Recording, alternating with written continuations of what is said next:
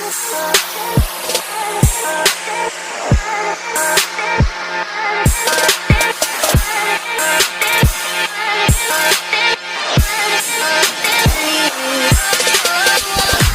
everyone, thank you for keeping up with Inspiring Today. That's the platform we are on right now on YouTube, Facebook, Instagram. Thank you for following us, and we have made over 5,000 followers on Instagram. Thank you so much, and 2,000 subscribers on YouTube. I can't thank you enough. Thank you so much. And today we are continuing with our ongoing interview with the man himself, MC Sedrick. If you didn't watch that previous interview, link in the description. Please go and watch that interview so that you may keep up with this whole talk. So welcome on the show, MC Sedrick. Thank you for bringing me to Inspiring Today. Amazing platform, by the way. I appreciate your work. Yeah, thank you so much. So lastly, we are talking about our society criticizing a certain status. Whenever you reach a certain level, people start bringing up criticism about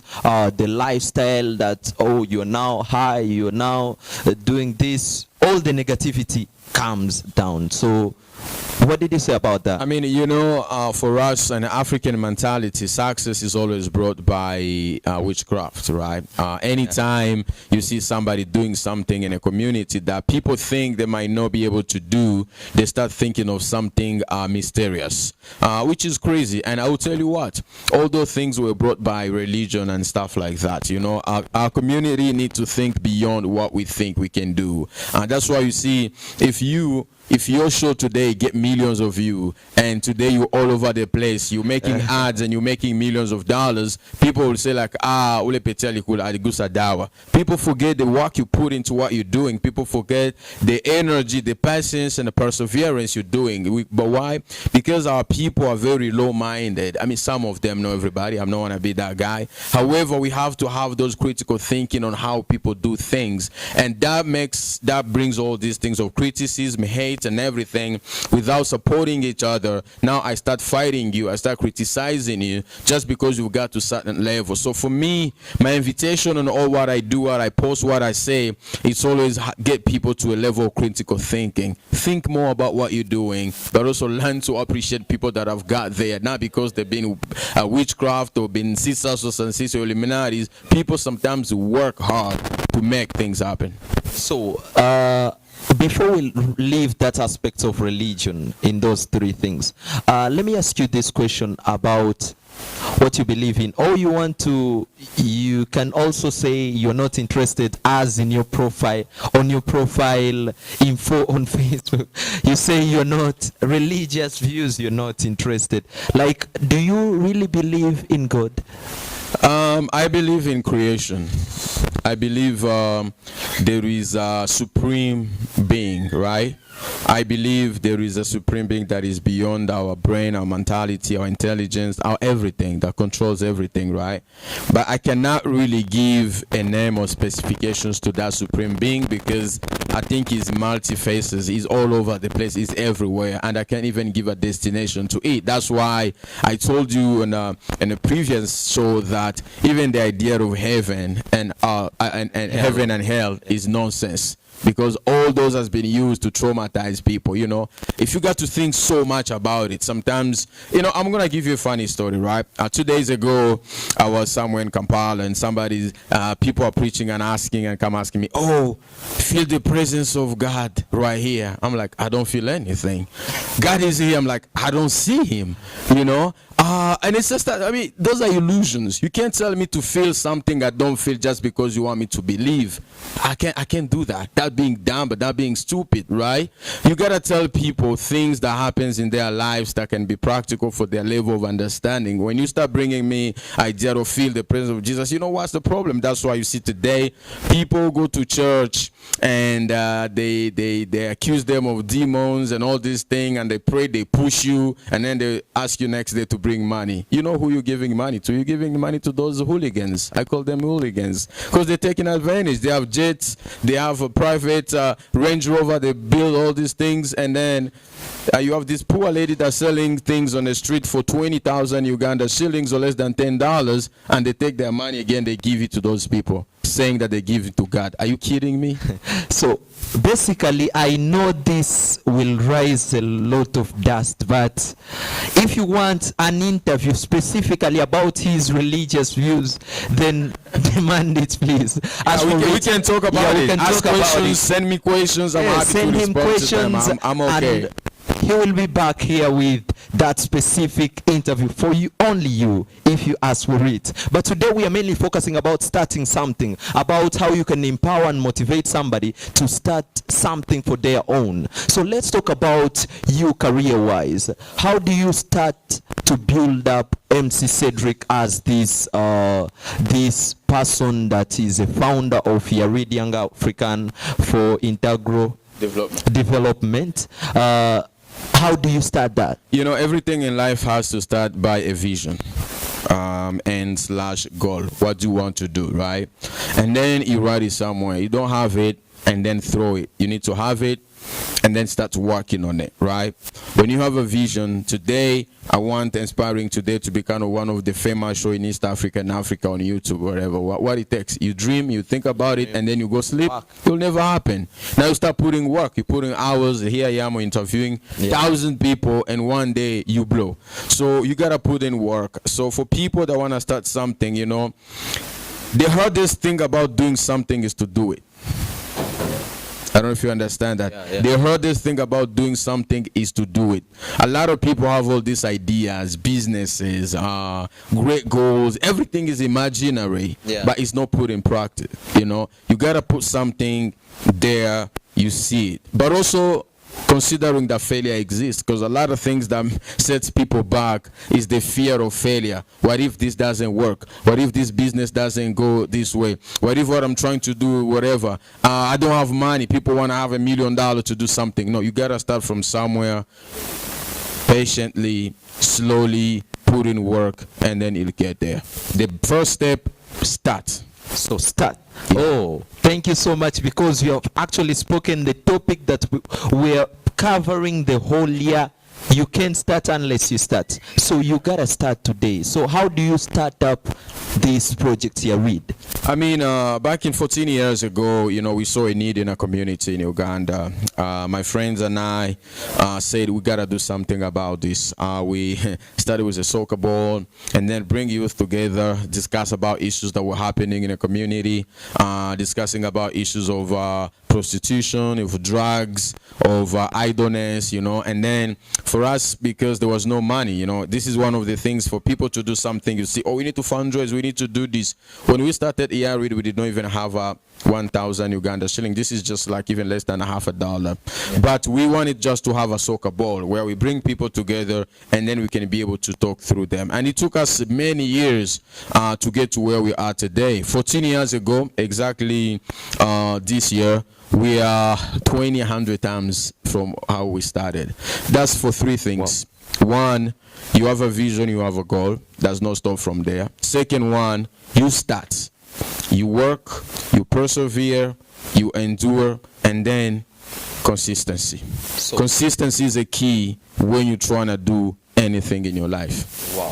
So consistency of 7 years. You spent 7 years at 𝐬𝐻? We spent, let's say, from the way we went, the way we started, the first even 5 years we did not even have 100,000 Uganda shillings, which is about not even $50.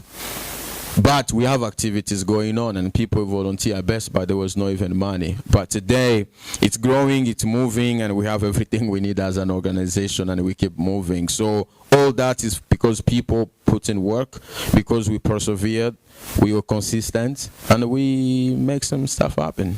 Wow.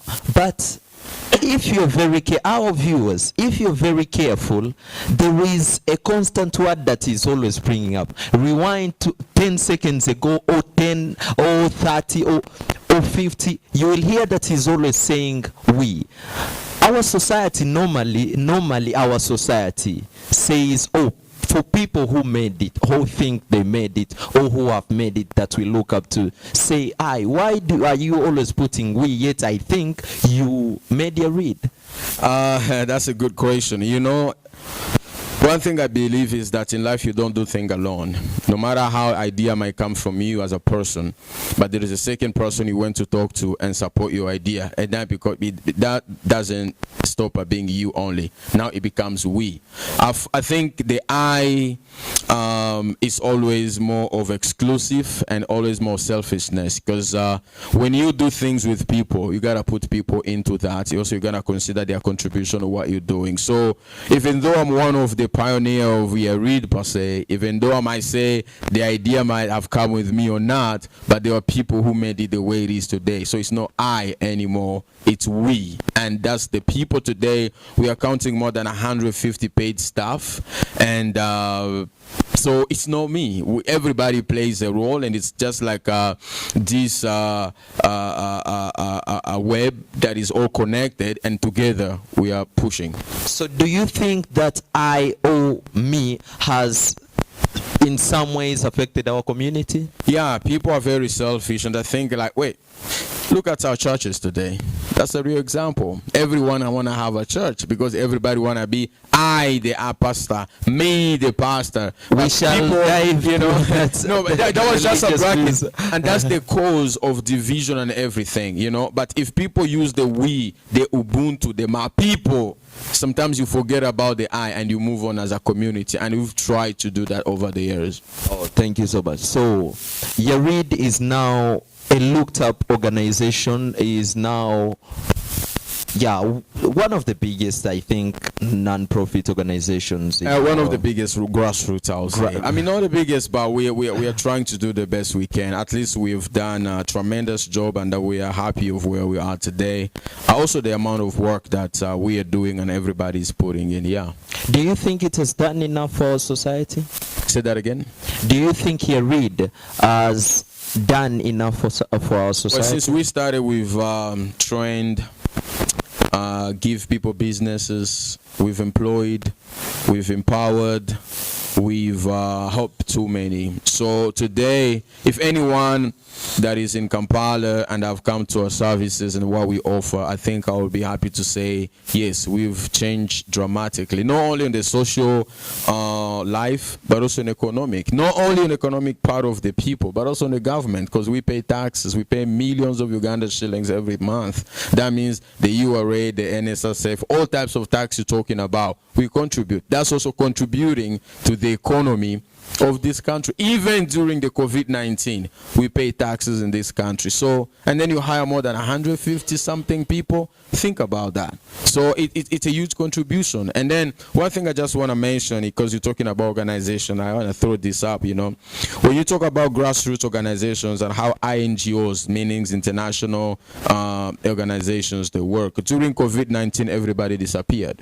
But 𝐬𝐻 was on ground, helping those in need, providing food, providing cash assistance, even respond to emergency medical need for thousands of people around Kampala and surroundings. So I think I'll be happy and say, yeah, we've done really enough, but we want to do more, because that's not even the fraction of what we want to do, because we want to do more.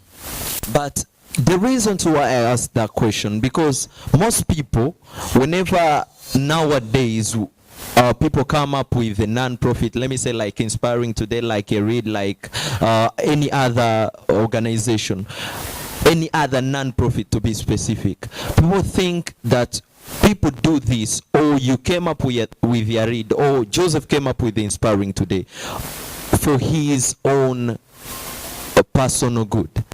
I think it's depending on people. Personally, I never thought of being on a personal benefit, but I always look at what we can do to change the community, what we can do to change the people. For me, the passion of seeing people's lives transformed, it's always my daily drives, you know. However, when you do that, and when you grow and when you develop, that becomes your work. And when that becomes your work, you gotta also eat from your work. And I think this is one of the things that we need to change even today. Personally, I've come to hate the humanitarian aspect of how it's done in Africa, because it's always the idea of giving people fish than teaching people how to fish. However, that makes people become more lazy, and the billions of trillions of dollars that has been spent in African humanitarian aid has never changed. Every day they are fundraising about poverty, about clean water, about all these things. Yeah. But there's a lot of money around there, right? Why? Because on how everything works. I think this is the era now we need to change the non-profit world. That's why I do not advise, as we inspired today, which is a youth channel, I do not advise youth to come and say, I want to start an NGO. That's nonsense. Again, I'm a guy who started one. But in this era, we don't have to do that. Today is the era we need to tell youth, let's start a startup. Let's start business. Let's start something that will employ people. Let's start something that will create capital. Let's start something that will create wealth. And this is something I'm going to tell I never said before. Yeah. If 15 years ago or 20 years ago, I had a chance to come across somebody who would have mentored me into business, I wouldn't have started a non-profit, because I would have been a millionaire today, and maybe I will hire more people and do more product. But again, I do not regret to help people in the way we do it in the non-profit world. That was supposed to be done maybe. But however, this time, if you want to start something, start a business. I hear a lot of people, and especially in the States, oh, I want to start an NGO in Africa. I want to start an orphanage. Everybody continue the Muzungu colonial mentality of humanitarian. It does not work with us. Let's have people, I'm going to start a small manufacturing. I'm going to start farming. I'm going to start I'm going to start a small business. I'm going to start selling this and that. And this is how I'm going to help my people, because I'm going to employ them. I'm going to make more money. And I'm also going to create a generational wealth. Most of the time when we do things, we forgot a part of ourselves. If I ask you, don't you want to become a millionaire one day? Of course. So that means everything you do have to go with the entrepreneurial mindset. Everything you do have to go with business mindset. That's why even now when I work with non-profit, the whole theory, the whole thing that I'm using today, how do you turn the humanitarian aspect into profit aspect? That's the direction Africa needs to go. Okay, so you think our society has not done enough to empower the people to start up their own thing, but instead give them what is temporarily supporting them at that specific our society is distracted by the colonial mindset of humanitarian aid. Oh, I want to start something so I help people. Oh, I just want to help people because no, you have to do business. You have to help people and create wealth. That's it. If you see a level of poverty in Africa, just because a lot of people, that's why you see, even in churches, let's say in the US and Europe, churches business, pastors are getting paid. If you clean in the church, you have to be paid. But churches pay taxes and all that. But here, you spend, if you know that your dad is a pastor in Africa, he's going to die poor. If he's a deacon, I mean, this is reality. If you have somebody that deals in non-profit organization, is one of those people that will not make wealth any day in their lives. They will die with bending shoes, old suits, bigger than their size, and they will not make any money. You know why? Because the mentality of helping people, being poor so you can see heaven, you are contented. No, we got to create wealth. We have to get a generation that makes money. We have to create a generation that knows innovation. We have to create a generation that can think today how to get to the moon, how to develop apps, how to make things happen. Today, our kids, because of our society, they know how to say Harashibarara Shaka. That's what they know. In Congo, every kid knows how to dance because that's what they're brought to. But when it comes to critical, innovative stuff, we are so behind because we are not given that space. We grew up in a society whereby if you're a talented dancer, you're a talented acrobat, you're a talented musician, and you start singing, no, your parents tell you, you don't do that. Mutoto anapotea, right? You gotta be focused in history in school and whatever, which was also brought by colonials, which is again is not a history, which is again is not a curriculum,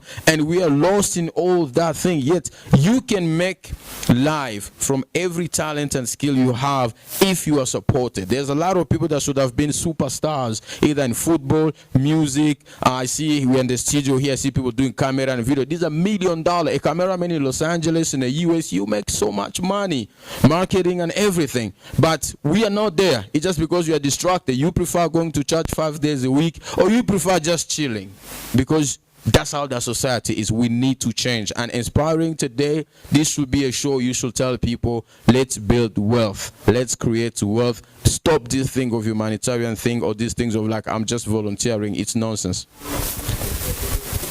I think we shall see each other in the next episode. But one thing I want to bring up is respecting someone's opinion is not supporting them. You may decide to respect them, but you don't, because our society, whenever you speak something contrary to their mind, they blast you. Yeah. That's you know, for me, I don't take blames, or I get insulted so much. People insult me. I post something, because I always post. The reality is, I always post controversial stuff. Everything I post, thousands of people, hundreds of people comment. They'll insult me. They'll come to my personal life. But again, you mention it. I understand people have different views, and what I say, you know, it's me. Either take it or leave it. Only what I don't like is disrespect. If you come in my personal, let's have a conversation. I'm a challenge guy. I will ask you, if you have a topic here, I'll get you to the why. Explain why, and then I ask you questions to get you somewhere, right? But if you are short-tempered, you're not going to keep up with me, because I'm going to be annoyed to you, and you're not going to think again in that way. So you got to have ability to control your thoughts and emotion to be able to resist to such things, because as a human being, this is one thing I've learned. I think youth will understand this. We are so much focused into external world, whereby if somebody says something, it hurts me so much. However, you have the capacity to control what you can do in your brain and how you can react to it. However, you don't have a capacity to control what you'll say. Me, I don't have you will say whatever you want to say. And if you insult me here right now, it's up to me to decide if I'm going to take it personal, if I'm going to punch you, or if I'm going to react bad. Yeah. That's for me. And I've mastered that. Whatever you say, it doesn't hit me. Whatever I see here and there, it doesn't care. And that has made my life being the best life ever. See you in the next episode. Joseph Museda still your host, and MC Sedrick still on the platform. Bye for now.